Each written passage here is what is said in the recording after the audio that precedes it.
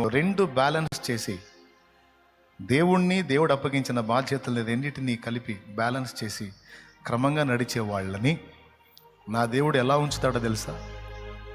తలగా ఉంచుతాడు, తోకగా ఉంచాడు.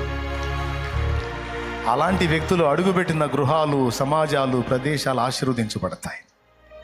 అలాంటి వ్యక్తులు తాకినప్పుడు గొప్ప స్వస్థతలు, అద్భుతాలు, సూచక్రియలు, మహత్కార్యాలు దేవుడు చేస్తాడు. తెలుసా మీకు? అంత తోడై ఉంటాడు ఆయన.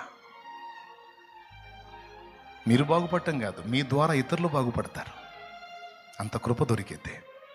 నేను చెప్పినవి తీవ్రంగా తీసుకొని, లోపాలుంటే ఈరోజే ఒప్పుకొని, దిద్దుకొని, దేవుని క్షమాపణ అడిగి సరి చేసుకొని, దేవుని పని, దేవుడు అప్పగించిన మనుషుల పని రెండింటిని నెరవేర్చుటయే దేవుని ప్రేమించుట. ఈ విధంగా సిద్ధపడ్డోళ్ళకి సమస్తము మేలుకే వస్తాయంట. సమస్తము సమకూడి మేలుకే వస్తాయంట. రెండు చేతులు ఎత్తి దేవుని స్తోత్రం చెప్దామా?